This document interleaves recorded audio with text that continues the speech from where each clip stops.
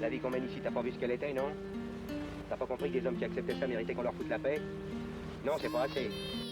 Allez, go. On arrive en force, les gars. La vie qu'on mène. C'est la force, les 5-5. Allez, les gars. Merci pour les abonnements. Bientôt j'irai au ciel rejoindre Rimkus le petit Lamine. Regarde la vie qu'on mène. Et bien salut à tous et bienvenue dans ce nouvel épisode de La vie qu'on mène. Aujourd'hui épisode un peu spécial puisque je présente tout seul l'épisode qui vient, n'est pas avec moi, mais on va quand même essayer de s'amuser.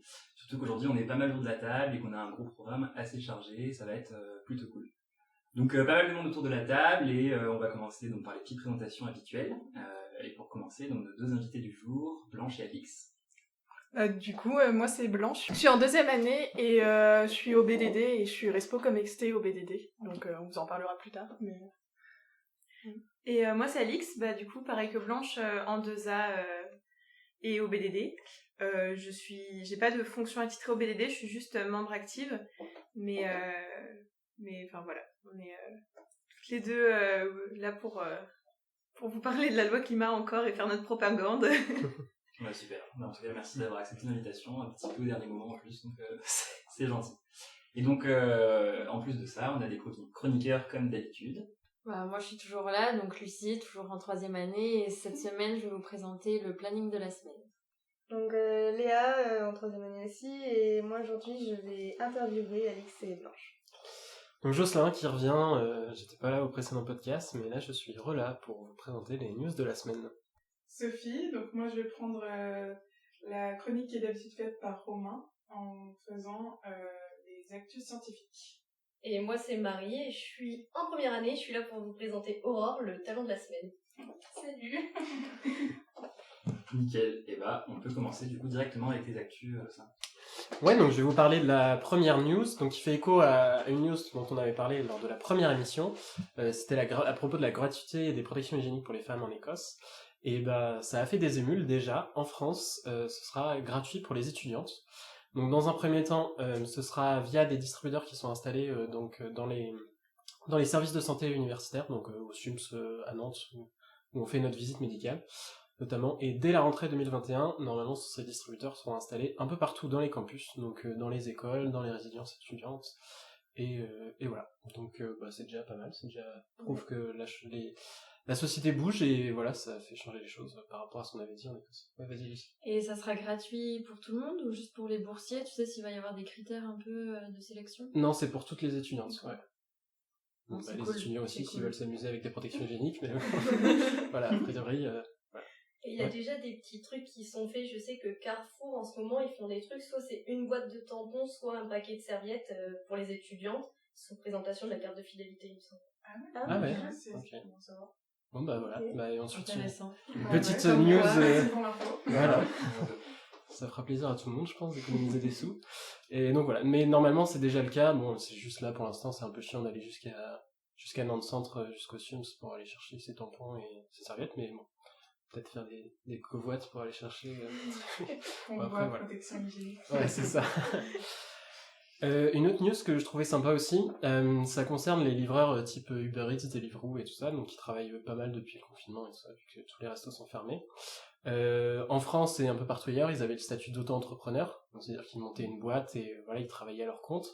Et donc ce statut d'auto-entrepreneur, ça marche bien, mais là ça fait un peu des emplois précaires parce que du coup ils ont pas d'assurance maladie, ils cotisent pas beaucoup pour leur retraite, etc. Et quand ils bossent pas, ils gagnent pas d'argent, quoi. Donc voilà. Et en Espagne, c'est le premier pays à avoir changé ça. Ils vont être automatiquement considérés comme des salariés. Donc voilà, donc ça leur apporte forcément une protection sociale en plus. Donc ils vont avoir des congés maladie. Voilà, donc c'est une première en Europe. Donc il y a des gens qui sont pour et d'autres qui sont contre.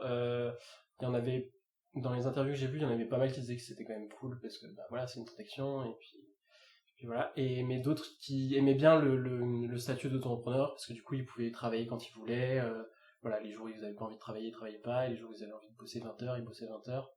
Bon après voilà, je pense que c'est un peu chacun, etc. se plaît avec ce statut ou pas, mais voilà, du coup ça va quand même leur offrir une protection sociale en plus, donc je trouvais ça cool parce que il y avait déjà eu des débats en France avec à propos de ça et à propos d'Uber aussi, donc voilà. Alors maintenant, une petite news qui va changer un peu d'habitude. Donc je voulais vous parler de Britney Spears. Alors je suis pas un gros fanboy ou quoi, mais c'est juste que je trouve cette histoire complètement folle et j'étais pas au courant avant que la vidéo de Seb, donc le youtubeur, sorte début décembre. Donc si vous connaissez pas Seb, c'est Seb Lafrite, il a changé de nom, maintenant c'est juste Seb, qui fait des vidéos très intéressantes sur le monde de la musique et les histoires un peu folles du monde de la musique. Et je vous les recommande parce que vraiment c'est des vidéos qui sont vraiment très très bien faites. Et voilà. Du coup, là, on va s'intéresser au cas de Britney Spears. Donc, tout le monde connaît Britney Spears, je pense, quand même. Chanteuse reconnue mondialement, etc., qui a des énormes succès. Donc, d'abord, je vais un peu vous retracer son histoire. Donc, c'est un peu le parcours typique de l'enfant star aux US. Donc, à 11 ans, elle rentre dans le Mickey Mouse Club, qui est en fait une émission télé. Donc c'est vraiment l'usine à stars typique. Dans ce club, il y a aussi Christina Aguilera, Ryan Gosling, Justin Timberlake. Donc c'est vraiment la grosse usine à stars, quoi. Tu rentres là-dedans, t'es quasiment sûr de finir une star. Donc voilà, elle a vraiment cette image de petite enfant.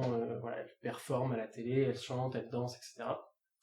Elle sort son premier tube en 98, qui est Baby One More Time, donc qui est un énorme succès. C'est vraiment son premier son qu'elle sort. Et ça fait top 1 des charts un peu partout dans le monde, énorme succès. Donc ça devient forcément, elle a 17 ans quand ça sort, donc c'est la cible de tous les magazines People, surtout que c'est du coup fin des années 90, c'est un peu l'essor des magazines People pour ados, avec les posters, les blogs et tout ça, enfin bref. Donc ça devient vraiment la target numéro 1 des magazines People, donc il racontait qu'il y avait entre 30 et 40 photographes par jour qui la suivaient, peu importe où elle allait. Donc il y a une vidéo d'elle qui est en train de commander un McDo et sa voiture elle est entourée de paparazzi et en fait la fille qui prend sa commande elle l'entend pas parce que tellement avec les flashs, le bruit des flashs, enfin bon, c'est vraiment ça. Donc elle continue les tubes, etc. Et petit à petit, elle a 17, 18 ans, 20 ans, elle a envie de casser un peu l'image de Disney, quoi, donc parce qu'elle avait vraiment l'image de l'américaine modèle, catholique, bonne surtout rapport et tout ça. Donc voilà, ça se sent notamment dans ses clips qui sont de plus en plus sexy et osés. Peut-être nous on était un peu jeunes quand c'est tout ça, mais je faisais le parallèle avec Miley Cyrus, qui est plus notre époque, qui est exactement la même chose qu'on a connu avec Hannah Montana et que quelques années plus tard elle dansait à poil sur une boule de démolition. Voilà, c'est un peu pareil. Et du coup, en fait, elle veut casser son image, mais elle va s'enfermer aussi dans l'image sexy de la mauvaise fille américaine, donc c'est pareil, les paparazzi vont s'en donner à cœur joie. Elle va se mettre en couple avec Justin Timberlake, elle va le tromper, donc ça va mal se finir. Donc ça va, les paparazzi vont se régaler aussi, surtout qu'il lance sa carrière avec un son qu'il fait sur elle, en parlant d'elle. Donc Très bon son d'ailleurs. Ouais, c'est une chanson qui est super, mais voilà, quand on sait l'histoire derrière, voilà. Donc c'est un peu là que commence la descente aux enfers pour Britney Spears, même si côté tube et tout ça, ça continue à performer. Niveau personnel, c'est un peu plus compliqué, donc elle commence à se droguer. Elle se marie sur un coup de tête avec un de ses amis pendant 55 heures, elle divorce tout de suite après, voilà. Quelques mois plus tard, elle se marie avec un de ses danseurs, avec lequel elle a 2 enfants. Mais voilà, ça se finit pas bien non plus. Tous ses moindres faits et gestes continuent à être épiés. Et voilà, du coup, avec ses enfants, comme elle se drogue, ça se passe pas très bien, comme on peut l'imaginer. Donc, dans tous les tabloïds et tout ça, elle est accusée d'être une mauvaise mère, etc. Donc, elle enchaîne les scandales, même jusqu'à se raser la tête. C'est un événement qui est quand même assez connu. Elle frappe un paparazzi aussi qui la suit, parce qu'elle en a juste marre.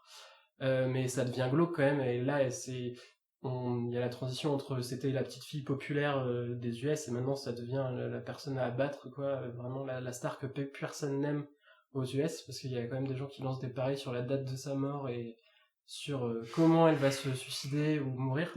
Donc c'est quand même vraiment glauque, quoi. Ouais. Donc elle perd la garde de ses enfants, elle fait plusieurs cures de désintox.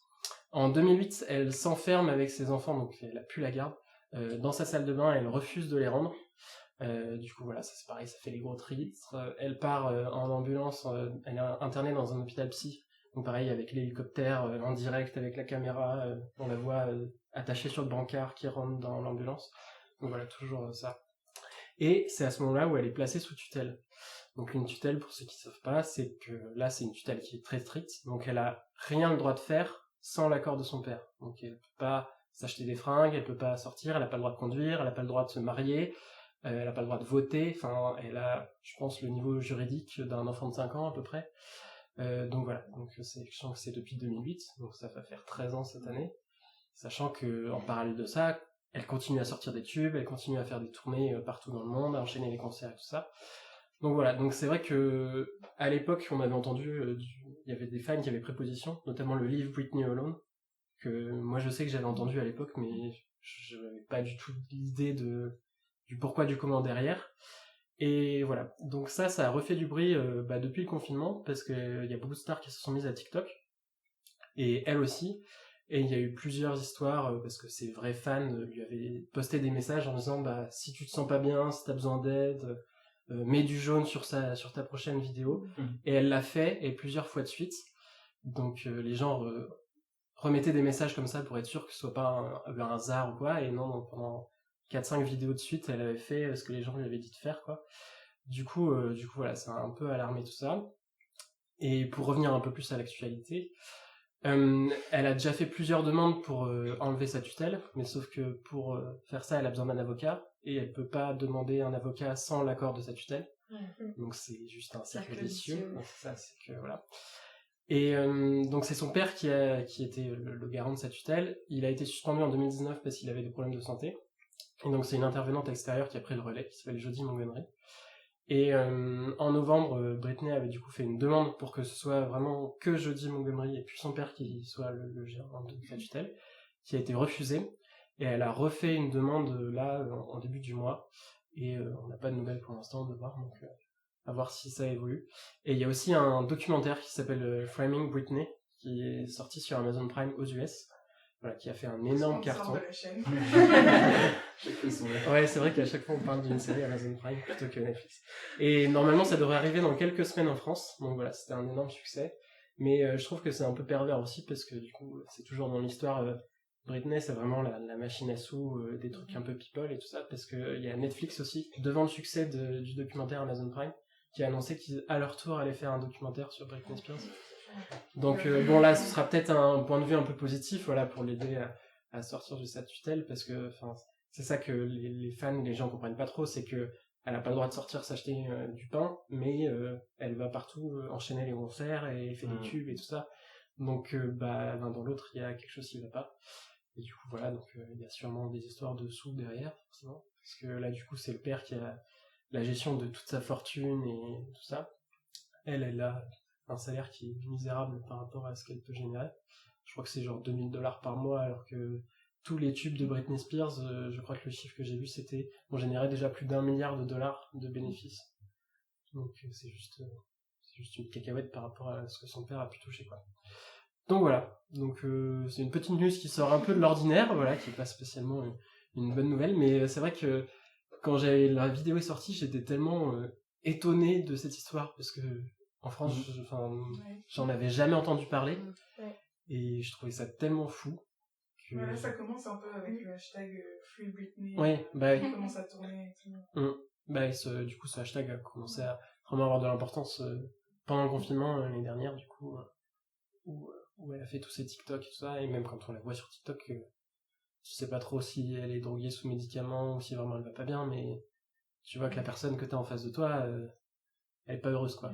C'est pas besoin d'avoir fait bac plus 10 en psycho pour voir que ça va pas, quoi. Donc voilà. Voilà. Et on sait pourquoi le changement de tutelle il a été refusé? Ils ont des arguments pour ça ou... Non, là j'ai pas trouvé d'infos. Non, j'ai pas trouvé d'infos, mais...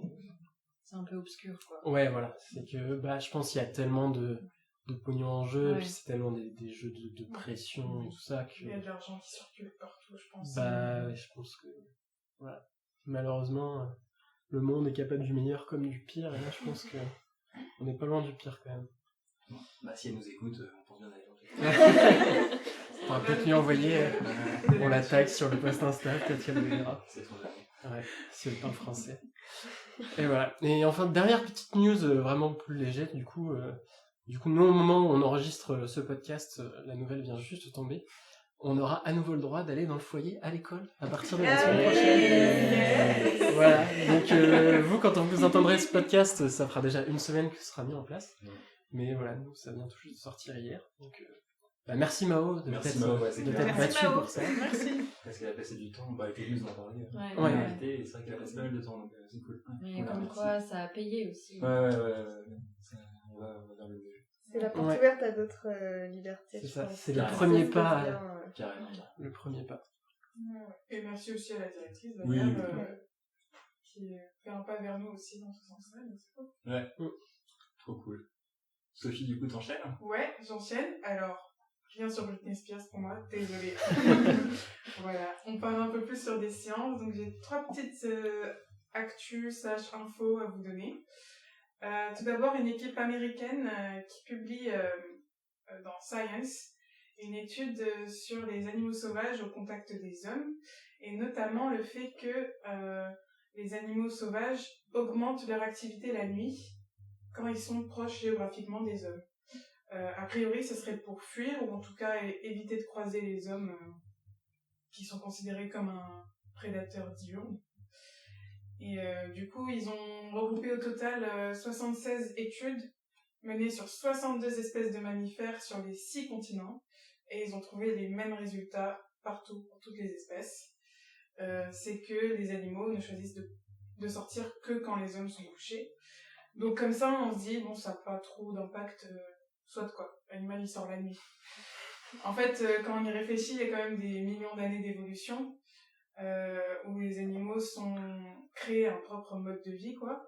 Et là, par exemple, si on prend l'exemple d'un animal hypothétique qui vit 50% du temps le jour et 50% du temps la nuit, ça passerait à 68% de son temps la nuit. Donc c'est quand même une augmentation considérable. Donc c'est un facteur 1,36 pour ceux qui veulent savoir. Voilà. Et donc ça, quelle que soit l'activité humaine à proximité, que ce soit de la chasse, de l'agriculture, de l'expansion routière, donc que ce soit un truc qui concerne directement les animaux et le danger, en gros un danger imminent ou pas, les animaux ont le même instinct en fait qui est de sortir la nuit. Et donc les conséquences sont malheureuses là-dessus, parce que il y a pas mal d'animaux qui se retrouvent en danger parce que du coup ils sont pas habitués à vivre la nuit, ils sont pas habitués à chasser, à se faire prédater, enfin ils savent pas se défendre quoi, ils savent pas bien se localiser la nuit. Donc là-dessus c'est vraiment pas top. C'est peut-être un côté de L'urbanisation. Ouais, c'est peut-être merci Lucie. C'est peut-être un côté de l'urbanisation auquel on n'avait peut-être pas pensé, le fait de changer ce truc de jour-nuit chez les animaux, qui au final est pas ouf pour eux. Donc voilà, pas une très bonne nouvelle, désolée. Deuxième news, est-ce que vous avez entendu parler des inondations en Australie? Ouais, alors peut-être que certains ont déjà vu la news passer. Faut pas spoiler. Donc pour le coup, les Australiens, ils ont vraiment pas de chance. Après les incendies, il y a un peu plus d'1 an, je pense que tout le monde s'en souvient. Maintenant, c'est les Australiens de l'État de Nouvelle-Galles du Sud, donc qui se sont pris des pluies diluviennes pendant 1 semaine. Donc c'est des records de pluie sur un siècle, quoi. C'est vraiment énorme. Donc ils avaient tous les pieds dans l'eau. Et maintenant, il recommence à faire beau, sauf que ça entraîne un nouveau problème. Est-ce que vous pouvez deviner un peu qu'est-ce que ça peut entraîner, sachant qu'on est en Australie? Il y a des crocodiles? Ah, pas loin. Des requins? Non. Je sais pas, les araignées ou un truc comme ça, les Ouais, c'est serpents. ça. C'est les araignées, les mygales. Oh. Donc en fait, le gouvernement australien a émis une alerte urgente en disant aux gens qu'ils doivent se préparer à un afflux d'Atrax robustus. Et donc ce sont des mygales qui sont endémiques de l'Australie et qui ont un des venins les plus violents au monde. C'est vraiment pas marrant. Je vous mettrai en barre de description un petit lien de vidéo de mygales qui envahissent les hommes. Voilà. Attention aux arachnophobes parce que c'est vraiment pas très sympa à voir. Je n'irai pas voir cette vidéo. Pas de panique. On a un sérum qui est développé contre le poison depuis les années 80. Il y a eu que 13 morts recensés et c'était tous avant les années 80. Donc, a priori, ça devrait aller. Juste pas très sympa de se faire envahir par des migales, quoi. Voilà, donc c'est la petite actu australienne. Mais quel rapport avec les inondations alors? Pourquoi ça a attiré les migales? En fait, en gros, elles ont été expulsées de leur habitat par les inondations et du coup, elles vont se réfugier dans les zones sèches et notamment dans les maisons des gens. Et d'ailleurs, le gouvernement australien a dit que les plus téméraires des Australiens pouvaient s'aventurer à choper 2-3 migales et les emmener dans des centres a priori pour l'océrum ou voilà. Si jamais... Je croyais pour les sauver.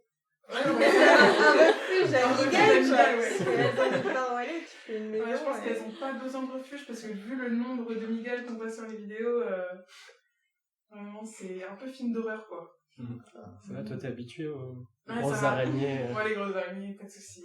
L'araignée, il y en a aussi. Je les connais bien. Ok, et du coup, on va parler de la dernière actu. Donc, un animal que vous avez peut-être déjà rencontré lors d'un séjour dans la capitale, ou pour les plus vieux d'entre vous, au détour d'une tente dans un week-end inter-école. J'ai nommé le sauteur d'Alfort. Ouais. Il y a vraiment un animal qui s'appelle le sauteur d'Alfort. Waouh. Voilà, est-ce que vous pouvez deviner ce que c'est comme animal? Bon, j'ai Sauteur bien une d'Alfort. petite idée, mais je suis pas sûr que ce soit la vraie. Quoi. Alors, peut-être pour vous donner un petit indice, en termes de libido, c'est pas bien différent de nos collègues alforiens, je pense, donc... Un lapin. Ouais, c'est des lapins. C'est des lapins, et c'est des lapins très spéciaux.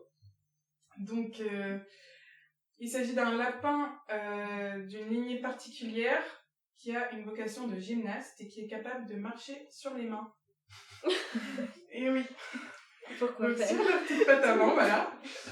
Et alors, c'est pas un truc genre appris par l'homme et tout, de l'éducation lapine. C'est vraiment... c'est naturel, quoi. On a une équipe aux États-Unis qui a étudié ça plus en profondeur. Donc, sachant que les lapins sont déjà étudiés, ces lapins-là sont déjà étudiés depuis 60 ans à Alfort, justement. Et en fait, il s'agit d'une mutation d'un gène qui obéit de façon parfaite aux règles de l'hérédité mendélienne. Je sais pas si ça vous parle. Gène récessif, dominant, tout ça. Donc, c'est le gène RORB. Ça n'a plus aucun sens. C'est vrai que là, je viens de regarder des photos, c'est assez incroyable. Non, quand mais- même. On voit des photos. Pareil, je vous mettrai en description les petites, il y a même des vidéos, franchement c'est super marrant. Et donc du coup, c'est un gène qui produit une protéine RORB dans les interneurones au niveau de la moelle épinière. Et donc quand ce gène est défectueux et qu'il y a moins de protéines RORB, ils observent ce comportement chez les lapins. Donc ils n'ont pas encore un lien direct entre les deux, mais ils ont réussi à le reproduire chez des souris. Donc pareil, souris gymnaste qui marche sur une des pattes avant. Et c'est super rigolo comme vidéo, je vous laisserai aller checker ça parce que franchement ça vaut le détour. Du coup, ça serait super cool de réussir à percer ce mystère et à savoir qu'est-ce qui fait que ce manque de protéines arrive à ça. A priori pour l'instant, l'hypothèse principale c'est qu'on n'a pas une bonne synchronisation des postérieurs de l'animal. Et du coup, il n'arrive pas à faire des bonds de lapin. Et donc, au moment où il doit faire des bonds de lapin, il part en marche sur les mains, quoi. Voilà. Donc il porte hyper mal son nom au final. C'est pas du tout un sauteur. Ouais, j'avoue, ouais, c'est vrai qu'il C'est- porte hyper mal son nom. Après, c'est des étudiants vétos qui l'ont appelé. Ouais. Pas étonnant. Donc, Ouais. il porte bien son nom au final. Voilà. Je pense que ça doit être la blague en fait qui dure depuis 150 ans à Alfort. Et s'il y a des Alforiens qui nous écoutent, ils vont dire mais ils sont cons, c'est totalement classique, le sauteur d'Alfort, tout le monde connaît. Alors que là, on est juste nous perdus, tu sais. C'est clair. Bon, voilà. Je vous laisse aller checker ça parce que franchement, c'est sympa. Merci, c'est très, très intéressant. C'est cool. Et du coup, Léa, je te laisse la parole. Ok, on va passer à l'interview de Blanche et Alix. Du coup, vous êtes là surtout pour nous parler de la loi sur le climat et la marche sur le climat qui ont eu lieu et qui vont avoir lieu si bientôt. Du coup, est-ce que vous pouvez nous rappeler déjà votre rôle au sein du BDD et un peu ce que c'est le BDD, ce que vous y faites, etc. Ok, je vais commencer. Du coup, le BDD, c'est l'asso écolo de l'école. Nous, on en a qu'une. On est bien connu pour les légumes qui ravivent les papilles de tout le monde et porte-monnaie. On fait quelques petites autres actions avant d'organiser le locavore et la disco soup, qui va bientôt revenir. Le locavore, il y a déjà des inscriptions. Okay. Et du coup, moi particulièrement, je suis respo comme externe. Et du coup, je m'occupe de contacter d'autres écoles et d'autres réseaux écolos pour faire des actions un peu en dehors de l'école.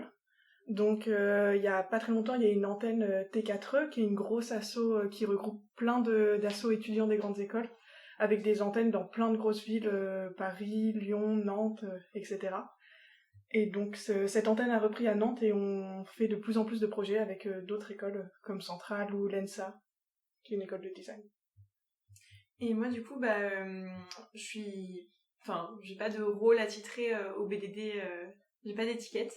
Mais je m'occupe c'est moi qui fais les petites astuces de la semaine et les recettes avec plus ou moins de régularité. Ouais, ça va comme souvent. Oui, je sais. Mais voilà, après je fais un peu les petites mains au BDD, j'essaye d'être un peu sur plusieurs fronts à la fois. Et j'ai rejoint Blanche dans l'organisation des clean walks, des marches pour le climat, etc. avec T4E il n'y a pas si longtemps que ça. Mais voilà, du coup, je participe comme je peux, un peu à droite à gauche, sans être hyper impliquée dans quelque chose en particulier au sein du club. Ok. Et donc là, bientôt, demain en fait, là on est le 27 aujourd'hui, donc demain c'est le 28, il y a une marche sur le climat. Est-ce que vous pouvez nous en dire plus pourquoi elle a lieu et par rapport notamment à la loi climat, qu'est-ce que c'est en fait que cette loi et qu'est-ce qui motive du coup les marches en ce moment? Alors du coup je sais pas si ça vous parle ce que c'est la CCC, c'est la Convention citoyenne pour le climat. Qui a eu lieu avril 2019, ouais. Elle a été lancée suite à toutes les contestations avec les gilets jaunes, tous les systèmes où on repensait la démocratie avec les conventions citoyennes, etc. Et du coup, c'était 150 citoyens qui étaient plus ou moins tirés au sort, parmi des personnes volontaires, pour travailler à l'élaboration d'une loi climat et résilience. Donc, ils ont travaillé ensemble en groupe de travail, et cette loi, elle devait comporter 5 grandes thématiques. Donc voilà, chaque groupe de travail s'occupait des thématiques, de sa thématique. Et donc en fait, plusieurs amendements ont été proposés. D'abord, ils devaient fournir plein de mesures. C'était pas tout de suite traduit sous forme d'amendement au gouvernement qui devait soumettre toutes ces propositions sans filtre pour créer cette loi climat. Mais donc le gouvernement est passé par là et il a viré en premier lieu pas mal de mesures parce qu'il y a eu des discussions avec le ministère de la Finance, etc. Et un peu du lobbying par-ci par-là, ce qui fait que ça a amené un premier mouvement de contestation parce qu'il y a beaucoup de ces mesures de ces citoyens qui ont travaillé quand même longtemps qui ont été refusées. Ouais. Ou revues vraiment à la baisse. Ouais. Et donc le gouvernement a fourni d'abord un premier projet de loi, du coup c'est le projet de loi climat et résilience. Donc, et à la suite, il y a eu une période de dépôt d'amendements où des associations et des députés pouvaient déposer des amendements qui ont été étudiés pendant les 3 dernières semaines en commission spéciale. Donc là, c'est une première phase où que certains députés qui se sont portés volontaires font le tri sur est-ce qu'ils sont recevables ou irrecevables. Et ensuite, là, c'est la dernière phase qui commence, c'est-à-dire que dans l'hémicycle, les députés vont tous ensemble, là, pour le coup, voter pour ces amendements, tous ceux qui ont été jugés recevables, s'ils vont faire partie ou pas de cette loi climat, s'ils vont être ajoutés à ce projet de loi. Parce qu'il n'y avait pas une promesse du président à la base, comme quoi toutes les propositions seraient acceptées, pour peu qu'elles soient raisonnables, bien sûr, que ce soit pas... Si, justement, c'était ça, c'était normalement les propositions de cette loi devaient être... de la CCC. De la CCC devait être présentée telle quelle et sans filtre. Et en fait, ça a été remanié et donc voilà, des mesures qui devaient concerner une grosse partie des industries polluantes, par exemple, au final, elles en concernent que quelques pourcents c'est pas assez ambitieux en tout cas pour régler les problématiques actuelles en lien avec le climat, en lien avec notre futur tout simplement en fait. Et donc du coup c'est pour ça qu'on va marcher demain le 28. C'est pour ça aussi que on a rencontré une députée en début de semaine là, justement parce que là c'est la dernière occasion qu'on a avant peut-être 5 ans de faire vraiment une loi qui est suffisamment ambitieuse et à la hauteur des enjeux et qui va vraiment nous permettre de construire un avenir un peu plus prometteur que ce qu'on a là actuellement, quoi. Ouais, et puis même s'il y a des mesures revues à la baisse, il y a quand même tous ces amendements où les députés peuvent encore voter pour et donc faire avancer un max. Et donc l'idée de cette marche qui est partout en France, c'est aussi de faire un gros coup de pression aux députés et leur montrer que les citoyens, il y a eu la convention citoyenne, mais on est tous derrière eux en fait, et on est tous d'accord pour qu'il y ait cette loi qui soit votée. Et c'est facile de parler d'écologie, etc. Mais là, c'était aussi le moment de se bouger pour montrer qu'on est à fond derrière ça. Et ça nous concerne tous, quoi, qu'on est tous impliqués et qu'on veut que les choses bougent, quoi. Voilà. Oui, du coup, moi je voulais vous demander, est-ce que vous avez une idée, enfin des exemples de mesures qui seront présentées du coup dans cette loi climat, trucs un peu concrets, je sais pas. Alors nous, on a proposé de nouvelles à la députée parce qu'en fait, on a travaillé avec une asso qui s'appelle Déclic, qui est une association de Sciences Po, qui se sont fait former par Green Lobby, qui est une autre asso. En fait, ils les ont formés à écrire des amendements qu'ils ont pu proposer. Donc nous, avec le groupe de travail nantais, on a bossé un peu sur ça et sur du lobbying citoyen auprès des députés. Et donc il y a des plans sur les protéines végétales, il y a des plans sur la réversibilité des constructions. Donc par exemple, obligé, avant de détruire un bâtiment, obligé de faire une étude pour voir si on peut réutiliser le bâtiment pour autre chose plutôt que détruire et reconstruire un neuf. Après il y a des thématiques sur le transport. Oui. Par exemple, obliger les compagnies aériennes à retirer leurs vols dont le trajet pourrait se faire en moins de 3 heures en train. Voilà, des choses comme ça. Il y a des propositions qui ont été faites par rapport à l'élevage intensif, l'interdiction d'installation de nouveaux élevages intensifs dans les zones vulnérables. Après, il y a beaucoup de choses qui sont jugées irrecevables à cause du lobbying. Mais bon. Notamment par rapport à ces élevages intensifs Tous les amendements qui concernent l'élevage ont été jugés irrecevables. Ah oui, d'accord. Donc même si c'est des amendements, c'est pas on interdit l'élevage, hein. C'est vraiment des amendements qui essayent de mettre un peu qui essayent de concilier bien-être animal et diminution des émissions de gaz à effet de serre et diminution de la détérioration de l'environnement aussi, et qui concernent principalement les élevages intensifs du coup. Et tout ça, ça a été jugé irrecevable. Donc ce sera même pas voté avec les députés là. Non, les députés vont pouvoir refaire un peu de pression dessus, mais c'est avec très peu d'espoir, quoi. C'est par des recours compliqués, parce que du coup il y a eu toute cette phase avant de commission spéciale où c'était déclaré irrecevable. Après, ils donnent l'excuse pour beaucoup de choses, c'est que en fait pour mettre un amendement, faut qu'il puisse vraiment s'insérer dans le projet de loi du gouvernement. Et donc si on proposait des amendements qui n'avaient rien à voir, même si c'était dans le cadre de l'écologie, c'était balancé en irrecevable directement. Puis certains amendements aussi étaient étaient plutôt de l'ordre du décret que de la loi. Donc du coup, c'était des choses qui étaient plutôt à l'échelle très très locale. Par exemple, construire des grainothèques dans les villes. C'était des projets trop à petite échelle par rapport à un projet de loi à l'échelle nationale, quoi. Okay. Et du coup, l'échéance quand les députés vont voter, ce sera quand ? Les députés vont voter lundi, le lundi 29. Ils se retrouvent à l'hémicycle le lundi 29. Et pendant 3 semaines, il va y avoir des débats là-dessus tout le temps. Et on pourra les suivre, ces débats on peut les suivre sur le site de l'Assemblée nationale.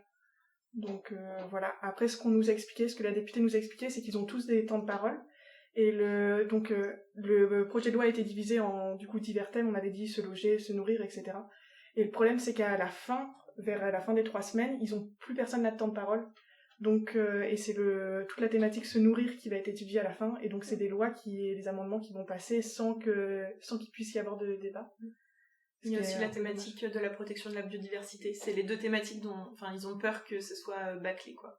Ah ouais. Ces deux thématiques-là. Ils ont plus de temps de parole par rapport à quoi? Parce que au début de toutes les commissions, ils ont un temps de parole par parti qui leur est attribué, et donc à chaque fois qu'ils parlent, forcément ça diminue, et donc une fois qu'ils ont épuisé, ils peuvent plus prendre la parole, sauf pour présenter leur propre amendement. Ouais, ça sera pas pour défendre ou argumenter, ça sera juste pour présenter des faits, des noms de textes ou des choses comme ça. Ouais. Et les députés, vous l'avez rencontré dans quel cadre? Enfin, c'était... Du coup, c'était de base, on est parti sur un groupe de travail avec d'autres écoles de Nantes. Donc c'était aussi en lien avec d'autres assos, Green Lobby et Déclic. Et on voulait faire du lobbying citoyen pour les pousser à proposer des amendements, donc pendant la première phase. C'est quoi du lobbying citoyen? C'est quoi exactement? En fait, c'est faire de pression sur les députés. Ok. Donc après, nous, on n'est pas des grosses entreprises, on est juste des jeunes qui prenons l'écologie. Et on a assisté à des lives où donc là, c'était par rapport à Anne-France Brunet, qui faisait partie de la commission spéciale.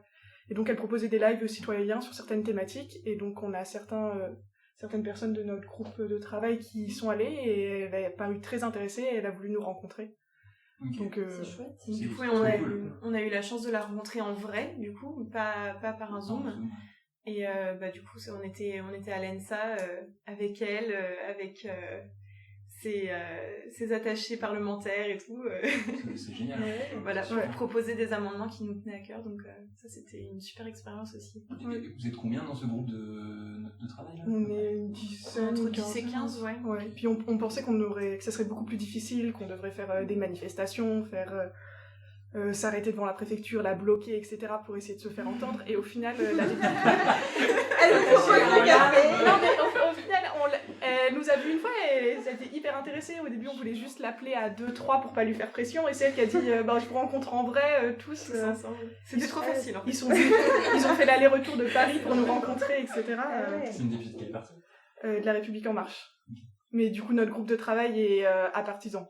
On n'est pas politique parce qu'on défend quand même l'écologie, mais... En fait, on était en lien avec elle parce que c'est la députée de la circonscription, du coup, voilà, c'était... Et la seule qui faisait partie de la commission spéciale de la circonscription. Et tout ça, c'est vous qui l'avez mis en place, du coup. Enfin, le fait de travailler avec d'autres groupes, etc., ça ne marchait pas avant. Nous, du coup, c'est T4E qui nous a proposé ça, parce qu'il y a un mouvement, enfin, un espèce de groupe qui s'appelle la Coalition, et qui regroupe plein d'assos jeunes. Et donc, c'est eux qui ont proposé le travail et qui nous ont dit, vous constituez des groupes dans chaque ville, et on a fait des appels à volontaires dans nos différentes assos pour voir qui voulait travailler là-dessus. Et du coup, c'était Blanche qui était la plus impliquée au départ. Enfin, c'est Blanche qui a rejoint le truc tout de suite, et puis après, elle m'a traquenardée. Et...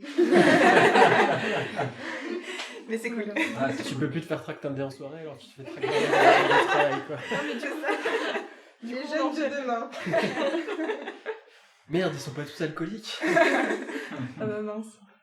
Et donc par rapport aux marches, il y avait aussi une marche, c'était pas la semaine dernière ou... Si. Et vous étiez, du coup, c'était à Nantes?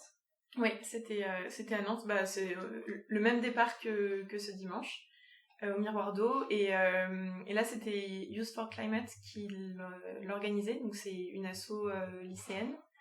Et étudiante aussi. Et étudiante, ouais. Oui. Il y avait beaucoup de lycéens, collégiens et tout. Ouais, qui est une des plus grosses assos jeunes, mais c'était par rapport à l'appel de Greta Thunberg qui date d'il y a 2 ans. Où c'était ces grèves pour le vendredi. Ouais, c'était une grève étudiante pour le climat. Mais c'était sans raison spéciale, ça soutenait l'écologie en général.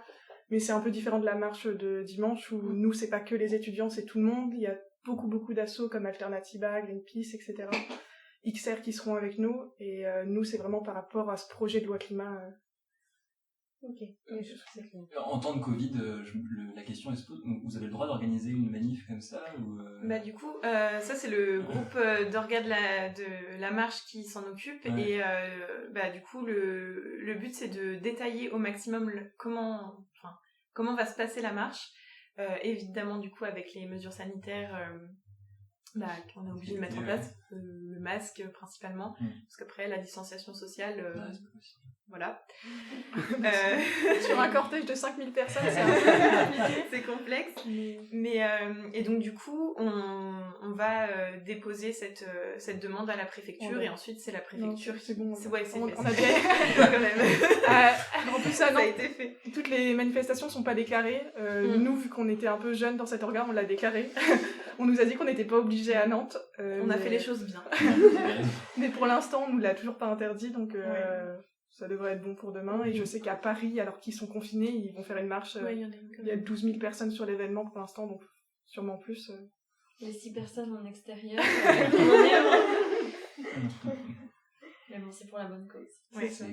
Ok, et vous aviez fait un concours de slogans là cette semaine, non, avec des pancartes. Ouais, ça... un super flop. Ah bon? On avait fait 2 ateliers. Au premier, il y avait nos potes qui sont venus. Au deuxième, il y avait personne. Dommage. J'allais vous demander le vainqueur du coup, mais... Normalement, les gens sont censés prendre en photo et nous l'envoyer. On avait dit en deadline demain. Donc, il y a quelques pancartes.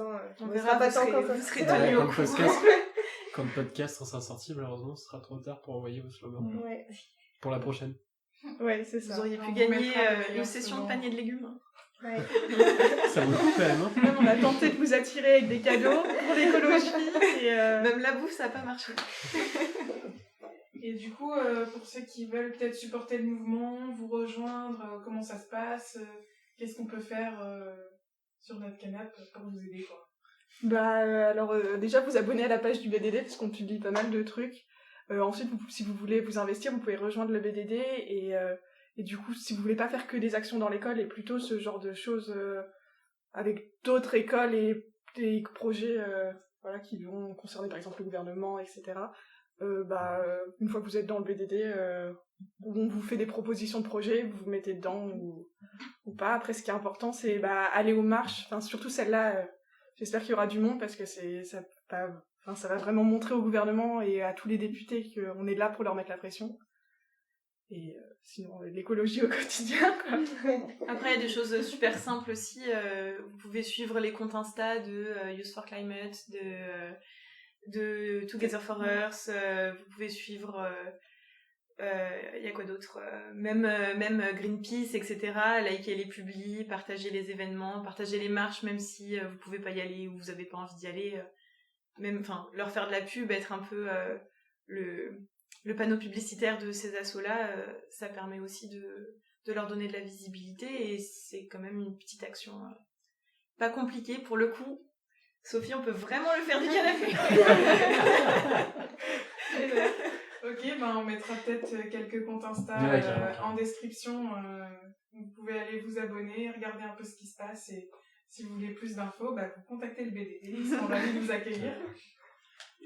Moi j'ai une question quand même, est-ce que, parce que le climat on en parle depuis beaucoup de temps, il y a quand même pas mal d'actions qui sont faites, des trucs qui sont signés, qui sont dessinées, etc. Enfin, je m'y connais pas beaucoup, mais ça, on voit beaucoup de choses. Est-ce que vous y croyez encore au fait qu'on puisse changer les choses? Enfin, je dis vous parce que vous êtes là avec votre point de vue personnel par rapport à ça, quoi. Est-ce qu'on peut encore faire quelque chose? Est-ce que le gouvernement peut encore écouter les gens? Ou au final, de toute façon, c'est toujours l'argent, les grosses boîtes qui gagnent par rapport à tout ça? Moi, je dirais que c'est un jour sur 2. Enfin, il y a un jour, je désespère totalement, et l'autre jour, je me dis, là, on est en train de faire une super loi. Enfin, on a moyen tous d'agir et mettre la pression, d'avoir quand même certains députés qui vont nous écouter et tout. Donc, je pense qu'on peut faire des choses. Après, je suis assez pessimiste dans le sens où on ne réglera pas totalement le problème, mais on peut au moins le limiter et essayer de gagner du temps en faisant des mesures le plus rapidement possible. Après, je sais pas. Moi, c'est un peu comme toi. Souvent quand on sort de réunion avec tes 4 je suis reboostée, je me dis c'est bon, on va faire bouger les choses, sauver le monde. On va sauver le monde et quelques jours passent et après je sais pas, c'est un peu mitigé aussi parce que je me dis même si on arrive à marcher un peu main dans la main avec quelques politiques, parce qu'en soi la députée qu'on a rencontrée, elle avait l'air motivée et prête à faire un pas en avant, quoi. Mais je me dis, sûrement, tout le monde n'est pas dans la même dynamique. Et puis même entre nous, enfin, on voit bien qu'il y a des différences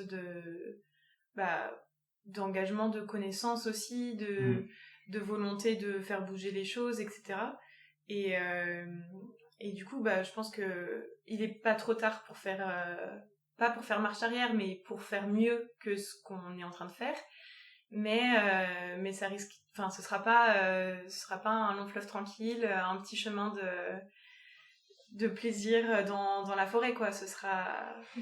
Il y a un peu des embûches partout et ce sera pas forcément très facile de faire bouger les choses, mais bon. Puis d'un autre côté, j'ai envie de faire confiance à cette loi, mais voilà. Oui, de toute façon, si on fait rien. Voilà, c'est ça. Au moins on essaye et puis on aura fait notre part. On aura fait notre part là à l'instant et puis voilà. C'est peut-être un bon début déjà, c'est peut-être encourageant quand même que ça commence enfin à bouger. Mais on voit que ça fédère pas mal de monde quand même. Enfin, même des gens qui s'informent pas forcément, ils disent ah bah oui, c'est important quand même. Donc non mais enfin voilà quoi, c'est pas quelque chose qui parle vraiment à personne. Donc non, je pense que de voir aussi que ça fédère de plus en plus de monde, ça fait du bien au moral quand toi t'es impliqué dedans. Et puis c'est plutôt positif. Mais on va pas crier victoire trop tôt non plus. C'est ça. Les réunions là, vous faisiez tous les combien les réunions T4E? Alors moi j'en ai beaucoup avec T4E, mais pour le groupe de travail on en avait une toutes les semaines, voire un peu plus pour certains projets. Ah, donc c'est assez chronophage. Moi du coup j'étais... Ouais. Et là cette semaine j'étais sur une ou deux réunions par semaine, ouais. Ah ouais.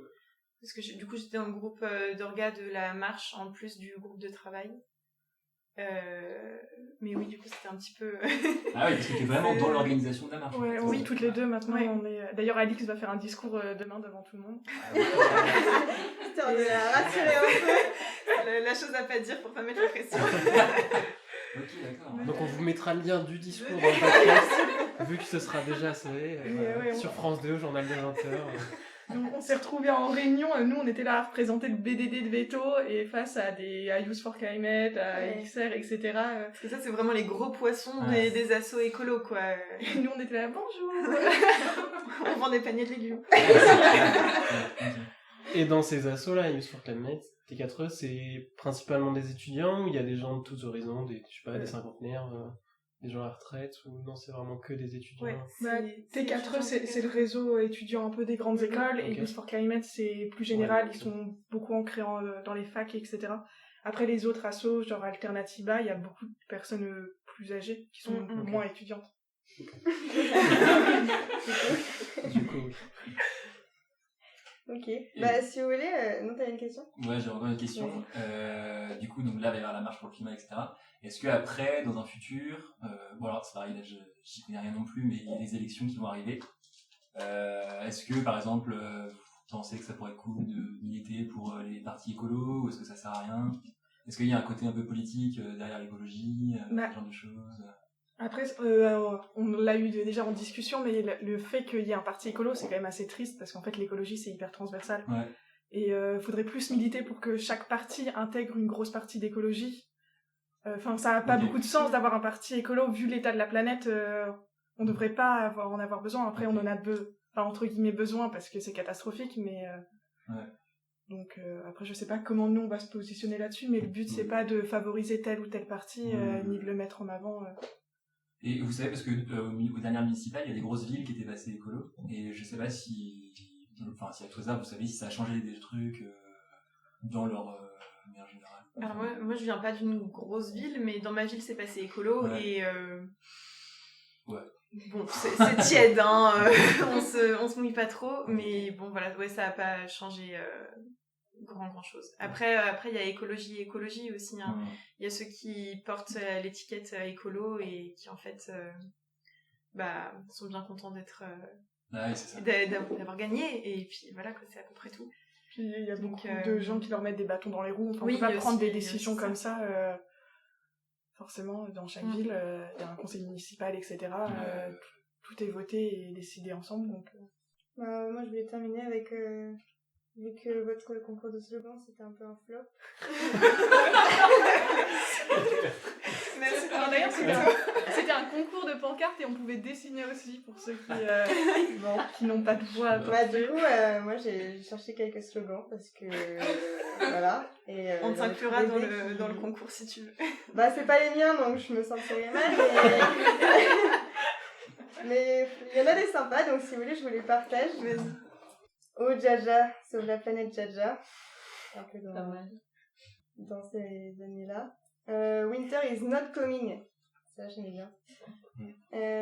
Moins de riches, plus de ruches. C'est pas mal, mal, ça. ça. Sympa, ça. Les calottes sont cuites, celle-là, elle me fait. Bon, voilà, je sais pas ce que ça dit sur mon sens de l'humour, mais. Et le dernier, pour finir, arrête de niquer ta mère. Il est beau. Ben, merci Léa, merci. Et du coup, on peut enchaîner, et merci à vous aussi d'avoir accordé du temps, c'était hyper intéressant. Avec plaisir. Et on peut enchaîner avec Marie, donc, qui nous présente le thème de la semaine. Et particularité aujourd'hui, elle est présente avec nous. Oui. Donc je vais vous présenter Aurore. Donc en fait je vais te laisser te présenter, présenter un peu ce que tu fais, ce que c'est ton art, les techniques que tu utilises, des choses comme La ça. transmission, attends. Je prends depuis le début. Ton prénom. Ce que tu veux. Donc je suis Aurore, je suis en première année et il paraît que je suis le talent de la semaine. Du coup, ouais, tu voulais savoir ce que tu fais un peu aussi d'abord avant de démarrer. En fait, j'utilise pas mal de techniques. Bon, je suis artiste en plus d'être étudiante designer. J'utilise de l'acrylique, mais après je sais pas si ça va vous parler aussi, c'est de l'acrylique, de l'aquarelle, du fusain. J'utilise une autre, du pastel. Donc c'est 4 techniques surtout auxquelles je me plais. On a quand même fait art plastique au collège. Ça va, hein, acrylique, aquarelle, c'est bon, on maîtrise tous, quoi. On mettra la définition des mots en description. Tu mets le lien vers le Larousse. En bref, c'est de la peinture. Pour ceux qui savent pas du tout, parce que...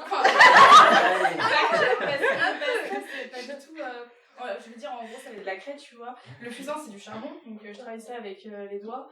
Et après, l'acrylique, je peux travailler ça avec les pinceaux ou avec les doigts. Mais là, pour le coup, c'est bien la peinture, l'aquarelle aussi. Après, ça va être la dilution qui va être différente. Et puis après, tu joues avec les pigments, tout ça. Bon, après, je vais vous parler chinois, donc je parle pas, mais... Donc, voilà. Tu voulais dire... Ça t'est venu quand, ça? Enfin, t'as démarré il y a longtemps ou... On va dire que je pense qu'il y a eu un élément déclencheur. Bon, après, comme tout enfant, je dessinais, des crabouillages, quoi, genre, Ouais, j'ai envie de dire. T'as pas envie de voir mes dessins d'enfants, hein. Donc voilà, et puis en fait, vers 9 ans, j'ai eu des soucis de santé et je devais tous les étés partir 3 semaines en montagne. Et après, il y a un petit lien avec le vétérinaire, c'est que je faisais un restaurant pour chiens dans la maison où on était. Et ce qui fait que je parlais avec tous les maîtres de chiens, enfin j'allais voir tout le monde et je discutais avec tout le monde. Et j'ai rencontré un restaurateur, donc pas restaurateur de restaurant, mais de restaurateur de meubles. Et sa femme était peintre. Et du coup, tous les après-midi, j'allais dans son atelier, puis je regardais comment il faisait, il réparait plein de choses, tout ça. Enfin, parfois c'était un peu des vieilleries entre guillemets, mais c'était vraiment intéressant le travail qu'il faisait. Et puis il y avait sa femme à côté qui peignait, qui elle faisait de l'acrylique. Et donc on a tissé un lien comme quoi, il avait 50 ans et moi j'avais 9 ans, donc comme quoi l'amitié n'a pas d'âge. Et en fait, c'est lui qui m'a offert mon premier beau carnet de dessin avec du beau papier, mes crayons aquarellables. Et c'est là que j'ai commencé à travailler tout le temps en fait, sur le carnet. Puis après, ça a évolué au fil des années. Je me suis acheté mon matériel au fur et à mesure. Et puis, dans les années lycée, j'ai participé à un atelier, donc c'était pas du tout des cours de dessin. Il y avait un monsieur qui avait fait les beaux-arts, mais il était là pour être là. Et il y avait des gens de tous les âges. En fait, je voulais pas être avec les ados, j'étais avec les adultes. Et chacun avait sa technique. Et en fait, c'était hyper intéressant parce qu'on échangeait tous. Et il y avait une dame qui faisait que les portraits au fusain, l'autre elle faisait des paysages à l'acrylique, et puis moi je faisais tout. Et du coup, je discutais avec tout le monde, donc c'était cool. Et on a fait des vernissages, donc on a exposé, j'ai pu faire 2 expositions. Donc c'était vraiment bien, c'était dans un vieux prieuré, tout ça, donc c'était cool. Et je devais exposer aussi là, mais bon, vous connaissez la suite, voilà. Donc après j'ai participé à d'autres projets. On me demande des fois d'illustrer, par exemple, là, c'est pareil, c'est en suspens. Je devais illustrer des poèmes, donc dans un petit livre. Voilà, puis après j'ai des commandes, et je fais pas mal de commandes aussi. Voilà. Tes schémas d'Annette doivent être magnifiques. Bah au final, je prends pas trop de temps pour ça, plus pour mes commandes, les trucs à moi de choses. Je me dis bon, ça, au final, mais bon, ouais. Et du coup, ouais, après j'ai voulu l'an dernier, parce que j'aime beaucoup faire des choses utiles aussi. C'est en fait c'était là l'élément déclencheur c'était le confinement, et j'ai vu que les assos étaient en galère, etc. Et j'ai fait bon je vais créer un truc, je vais faire des partenariats avec des petites assos qui sont pas très connues, et je vais peindre pour eux entre guillemets. En fait, je vais passer par exemple Mine Moustache, je pense que vous devez connaître. Ouais. Et là, alors, je passe par des gens qui connaissent Mine Moustache. Mine Moustache fait un peu de pub, voilà, Aurore, elle fait de la peinture, etc. Elle prend des commandes, vous allez la voir, portrait de votre chat, etc. Et la moitié de l'argent va être reversé pour l'association. Et du coup, en fait, ça permettait d'alimenter et faire des dons pour les... ouais. Ça stimulait parce que une commande pour une commande, les gens, ça peut les freiner aussi. Je comprends totalement. Et là, vraiment, ça leur plaît, quoi. Donc, ils sont contents, ils ont fait une bonne action, ils ont leur portrait dans l'animal, ils ont Kiki dans le salon. Et voilà, et du coup, donc j'ai fait ça pour une asso africaine, j'ai fait ça pour... Puis je change les thèmes aussi. Par exemple, l'asso africaine, c'était une photo de voyage, j'en sais rien, moi, et puis peu importe, pas forcément en Afrique, et voilà, et donc là, c'était des animaux pour une moustache. D'ailleurs, si vous avez des idées d'assos, de petites assos à aider comme ça, c'est avec plaisir. Donc, Le BDD, ils ont besoin de dessins pour... Les légumes. Dessin de légumes. C'est ça. Si on est intéressé, c'est quoi tes tarifs? Tout de suite, tu sors les thunes, toi. En vrai, je ne donne pas de prix parce que ça dépend totalement du temps du sujet, en fait, déjà. Si c'est un portrait ou un animal ou un paysage, un légume, c'est pas du tout le même temps de travail. La technique utilisée, c'est pas le même prix. L'aquarelle, en général, c'est plus cher parce que c'est très technique. Et du support aussi, une toile en coton, en lin ou un papier à dessin ou aquarellable, c'est très épais. Je sais pas si vous voyez les grosses feuilles canson, mais encore plus dur pour l'aquarelle. Et voilà, et en fait, du coup, je fais je sais pas comment dire, une échelle en fait. Et j'en discute avec les gens, quoi. Parce que sinon, aussi, je diminue le format aussi si le prix est un peu trop élevé pour eux. Voilà, je préfère discuter. Vraiment, mon objectif, c'est vraiment de faire plaisir aux gens et je veux qu'ils soient contents quand qu'ils retrouvent leur animal ou leur portrait, etc. ou leur voyage, et ça leur rappelle des souvenirs. Et je suis trop contente quand ils m'envoient des photos de leurs dessins encadrés chez eux. J'en ai envoyé au bout de la France, au final, il y en a un en Martinique et tout. Je suis trop contente, donc ça me fait plaisir. Voilà. Le partage, quoi, avant tout. Voilà. Du coup, moi j'ai peut-être une question un peu à part de ça, mais toi en tant qu'artiste, dans cette période Covid, est-ce que tu as été un peu plus inspirée, ou est-ce que justement c'était plus difficile pour toi de produire? Je sais pas si ça a impacté un peu ta manière, ta créativité, etc. Non, oui, j'ai pas mal d'idées. Le problème, c'est que j'ai eu un chiot entre-temps. Mais après tout mon temps. Mais oui, non, franchement, j'ai plein d'idées, ça bouillonne. Et au final, j'ai eu pas mal de commandes pour aider justement les assos. C'était le Covid, au final, ça a pas mal aidé. Donc, entre guillemets, tant mieux, mais pas trop pour les assos aussi. Mais on en retire des choses positives. Ouais, voilà, donc puis ça crée des liens aussi. Non, franchement, non, ça va, puis ça bouillonne. Est-ce que c'est quelque chose que tu veux continuer plus tard dans ton projet professionnel de veto? Parce que je sais que j'ai vu ça sur les groupes Facebook, donc ça devait être VDB, vétérinaire en l'occurrence. Une veto qui faisait des photos des animaux de ses clients, qui avait fait un calendrier, je crois qu'ils vendaient le calendrier. Est-ce que toi c'est quelque chose que tu aimerais faire plus tard, peindre les animaux de tes clients, leur vendre aussi tes toiles, etc. C'est quelque chose. J'aimerais beaucoup. Après, je pense que c'est le facteur temps qui jouera. Clairement, parce qu'on sait très bien que c'est un métier à plein temps. On est passionné, on est tout le temps dedans, mais tu rentres chez toi, t'es vidé, quoi. Mais clairement, oui, bien sûr, j'aimerais beaucoup. J'ai choisi veto, et pas faire les beaux-arts, parce que là, c'est compatible dans ce sens-là. Si j'avais fait beaux-arts, j'aurais pas pu faire veto en tant que hobby, tu vois. Donc, ça a été compliqué, tu vois. Donc, non, clairement, j'aimerais beaucoup, ça c'est sûr, de pas perdre ça. Si vous voulez retrouver ce que je fais, j'ai un petit compte Instagram. J'ai vraiment hésité à le faire. Je me suis dit, voilà, j'ai pas envie de mettre en avant, j'ai pas envie que ce soit perçu comme ça, mais plutôt vraiment une question de partage. Et ça a été le premier confinement qui a fait que les copains ils m'ont dit, ah, c'est bon, vas-y, avec les assos et tout. Et je suis bon, on y va. Et du coup, c'est Aurore P-art. Et vous pouvez retrouver, en fait, je mets un peu de tout. Bon, il n'y a pas. Ils sortent déjà les téléphones. On est chaud. Alors, t'as gagné 10 abonnés. Il n'y a pas tout tout encore, hein, mais j'en poste pas mal, je poste des commandes aussi, voilà. Puis bah oui, si ça vous intéresse, vous pouvez me contacter par le compte Instagram. De toute façon, on le mettra en lien. On met tout en Tout en lien. Ce sera mis en description du podcast. Carrément. Bah merci. Merci à toi. Merci, hyper intéressant. Et du coup, on arrive à la fin, et donc pour terminer, le petit planning des choses qui nous attendent cette semaine. Donc pour la semaine prochaine, on commence la semaine en douceur entre guillemets puisque le lundi sera férié, c'est le lundi de Pâques. Ensuite on a 2 événements dans la semaine donc qui se passent le jeudi. Donc comme Blanche l'a mentionné tout à l'heure, il y a déjà le Locavor qui est organisé par le BDD donc le jeudi 8 avril à 18h. Ça sera à Saint-Joseph de Portevis. C'est chez toi Alix? Oui, c'est chez moi. 492 route de Saint-Joseph. Comme tous les événements du BDD.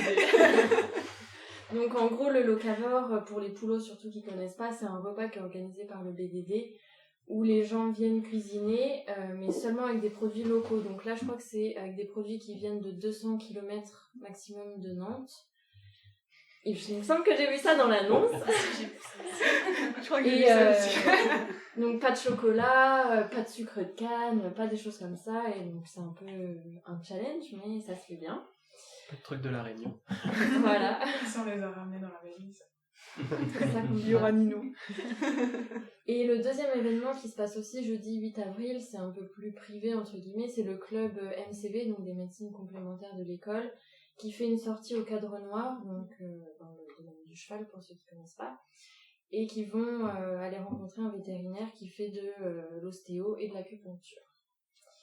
Et on finit, bien évidemment, en souhaitant bonne chance aux 3e année pour leur partiel de volaille-poisson du 6 avril et aussi aux 2e année pour leur partiel de pharmaco du 7 avril. Voilà. Bonne chance à tous. Merci Lucie, et puis merci à tout le monde. Déjà la fin de cet épisode. Merci à vous, Blanche et Alix, c'était hyper intéressant de discuter avec vous. Et encore une fois, on vous a invité un peu à l'arrache, donc merci d'avoir répondu présent, surtout que la semaine était chargée. Si j'ai cru comprendre avec tout ce que vous avez organisé. J'espère que demain il y aura du monde à la marche. Et puis bon, l'épisode il sortira plus tard. Quand l'épisode sortira, la marche sera déjà passée. Mais voilà, en espérant que ça aura bien marché. Et puis merci à toi aussi Aurore, c'était hyper cool de discuter enfin avec un des talents. Et donc je rappelle Aurore P-art. Et puis de toute façon on met tout en description pour retrouver. Et puis merci à tous les autres chroniqueurs qu'on a découvert. Et je voulais aussi remercier les autres gens qui participent à ce podcast qu'on n'entend pas, notamment Nawel, Camille. Et Kian qui n'était pas là, Flo, Paola, Laura, enfin bref voilà, il y a d'autres mondes derrière qu'on n'entend pas mais qui participent aussi à cette bonne réalisation, donc ça fait plaisir, on continue comme ça et puis voilà, bonne semaine à tous. Salut. Salut. Merci.